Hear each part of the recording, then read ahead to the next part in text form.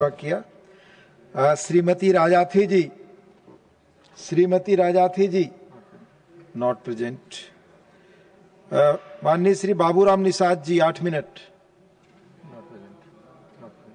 Baburam Nishad ji not present. Shri Imran Pratapgarhi ji 5 मिनट। धन्यवाद सभा सर माइक। हाँ बोले। धन्यवाद सभापति महोदय। मैं रूरल डेवलपमेंट पर अपनी बात रखने के लिए खड़ा हुआ हूं। कोई खुशबू न कोई फूल न कोई रौनक, उस पे कांटों की जहालत नहीं देखी जाती। हमने खोली थी इसी बाग में अपनी आंखें, हमसे इस बाग की हालत नहीं देखी जाती। रात बस रात ही होती तो कोई बात नहीं, उसका आकार मगर दूना नजर आता है। जितने चमकीले सितारे थे वो सब डूब चुके, सारा आकाश बड़ा सूना नजर आता है। बुलबुलें खुश थी उम्मीदों के तराने गाए, लेके पतझड़ से बहारों को चमन सौंप दिया। अब तो मासूम गुलाबों की ये घायल खुशबू शीश धुनती है कि खारों को चमन सौंप दिया। तुमने क्या काम किया उनके अभावों के लिए, जिनकी मेहनत से तुम्हें तख्त मिला, ताज मिला। उनके सपनों के जनाजों में तो शामिल होते, जिनके चुप रहने की वजह से तुम्हें राज मिला। उदय प्रताप जी ने बहुत शानदार ये कविता कही है कि कवि की आवाज बगावत पे उतर आई है। दल के दलदल से हमें कोई सरोकार नहीं। तुमने इस देश की तस्वीर बिगाड़ी ऐसे, जैसे इस देश की मिट्टी से तुम्हें प्यार नहीं। वरना अंजाम वही होगा जो पहले भी हुआ। कुर्सी तो कुर्सी है, निगाहों से उतर जाओगे। मौत आनी है जब आएगी तुम्हारी खातिर, मौत से पहले बहुत पहले ही मर जाओगे। सभापति महोदय, गांव की परिकल्पना में प्यार था, अपनापन था, भाईचारा था।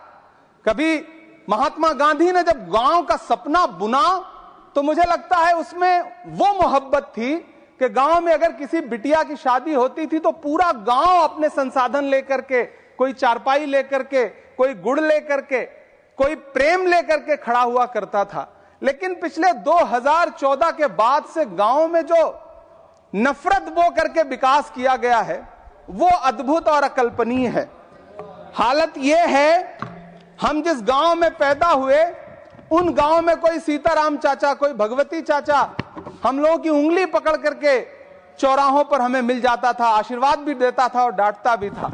लेकिन मौजूदा स्थिति यह हो गई है कि गांव में चाय, जो गुड़ की चाय बना करती थी, उसकी चकल्लस में जो चर्चा होती थी, उसमें जब से चाय में चर्चा वाली राजनीति घुसी है, उसने पूरे गांव का माहौल ऐसा कर दिया कि आप अब एक दूसरे से प्रेम से बैठ के बात भी नहीं कर सकते। मैं, माननीय मंत्री जी यहां पर मौजूद हैं, रूरल डेवलपमेंट के मंत्रालय के बजट पर चर्चा हो रही है। चाहे मनरेगा हो, चाहे किसान हो, सारा इससे जुड़ा वर्ग परेशान है।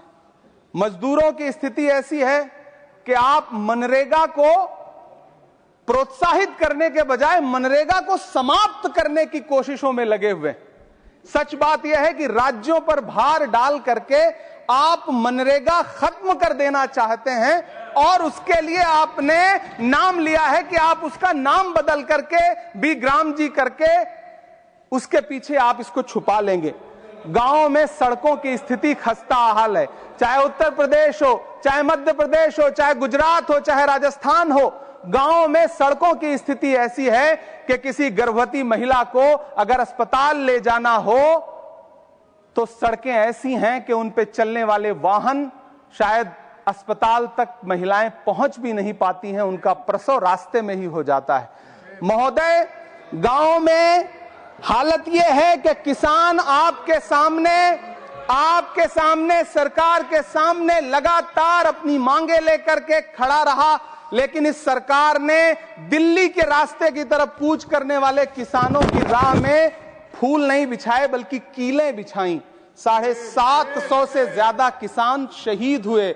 कीमत तो बहुत बढ़ गई शहरों में धान की, लेकिन विदा न हो सकी बेटी किसान की।